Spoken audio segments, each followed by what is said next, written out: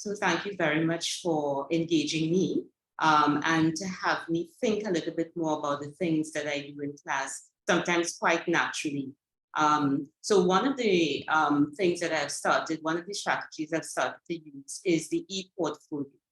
And I find that this strategy works really well because it allows the students to reflect in learning and on learning.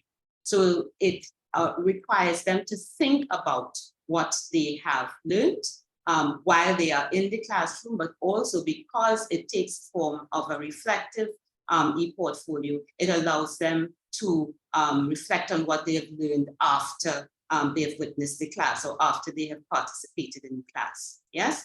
And so this allows them time to really internalize what they have learned and to, for instance, I use it in a theory class and we make theory walk and talk, or we make it come alive by examples, various examples. So it allows them to apply an example to the theory and bring the theory alive.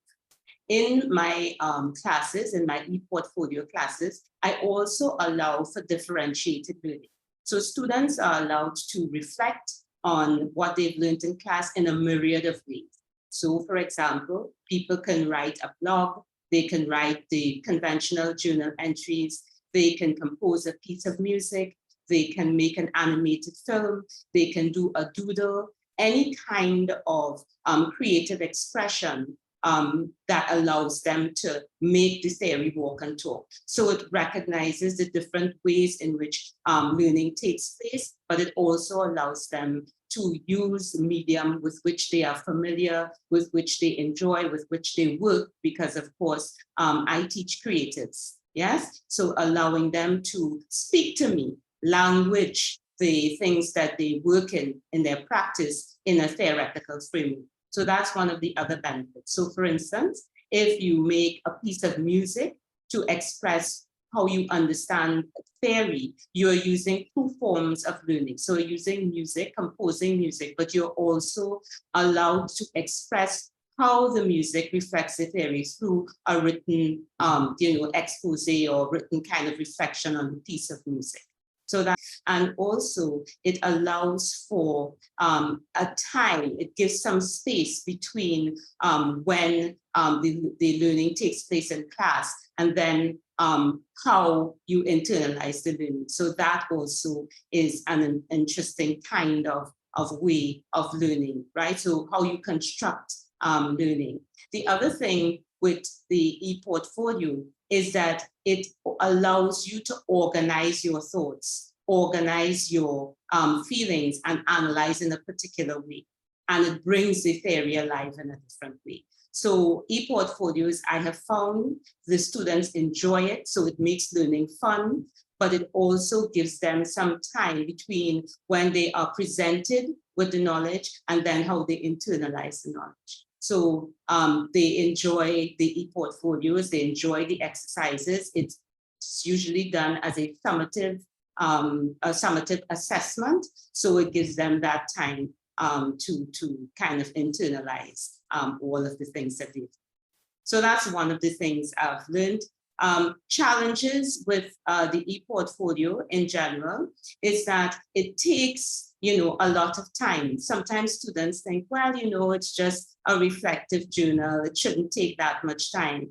And they sometimes underestimate what is required in terms of resources and time, in terms of time and thought to do that. So I found that, they're rushing at the end. But what I do to mitigate this is at the end of every class, I remind them, you should be journaling on each topic, each class, and even if you compare the ePortfolio closer to the end of the semester, please take notes so that you're not trying to, cram, which is what happens sometimes with exams. You're not trying to cram all of the knowledge that you've learned over the 12 or 13 weeks into 1 week or 1 day or 2 days, so that they are encouraged to treat, even though it is a summative assessment, they are reminded to treat it as formative. So at the end of every class, please jot down how you felt, what you learned, and so on, so that it is the culmination of both a formative strategy and a summative strategy.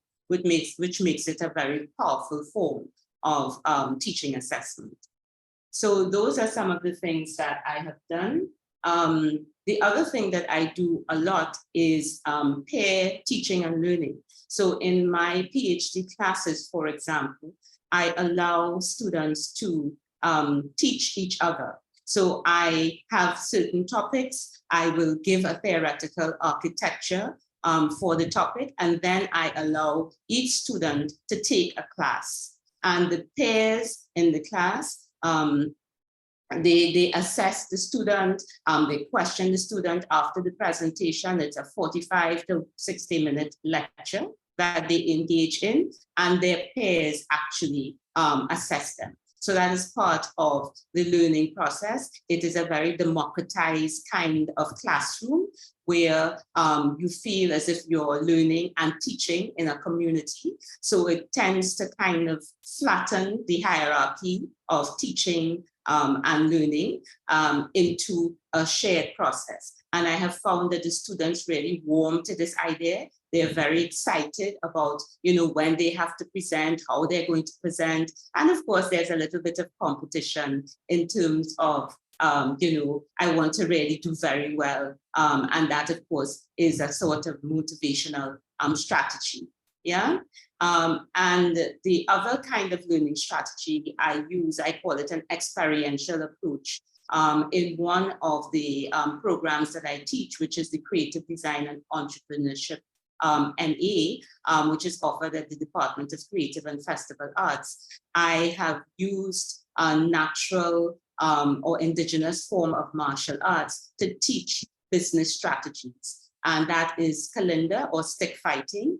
And just as the Japanese and the Koreans use martial arts to develop certain philosophies around business, I have used the stick fighting as a mechanism, as a vehicle to get them to understand how you prepare to be in the business environment. So what are the strategies you use as a fighter? What are the tactics you use? What are the offensive tactics? What are the defensive tactics? But beyond just exposing them to stick fighting, which is an indigenous art form in Trinidad and Tobago and certainly throughout the Caribbean, I also take them to the martial arts space. So they go into a gael and they actually stick fight. And then they are allowed to reflect on their own movements in the gael. And this is very fascinating because when we look back at the tape, which we tape, of course, they see how they enter the gael. They see some of their weaknesses. Of course, they see some of their strengths, and they are allowed to internalize these philosophies around stick fighting. And I have worked very closely with the Bois Academy, which is situated in Barataria, and they have developed a series of I would call philosophies around stick fighting, which we kind of tweak and expand and build out to understand various business techniques and business strategies. And I've been doing this since 2017 and 2018, and I have found that the students really enjoy an indigenous form, an indigenous practice, and they then apply that practice and internalize that practice in the ways in which they approach their business. It also, some of the philosophies also they use to internalize in terms of their everyday life. And I think there's nothing more powerful than being able to internalize a strategy that you use in business in your everyday life. So that's, the power of experiential learning, and experiential learning that is grounded in the culture of the place that you come from. So that's just another strategy that I use that is very useful and students enjoy.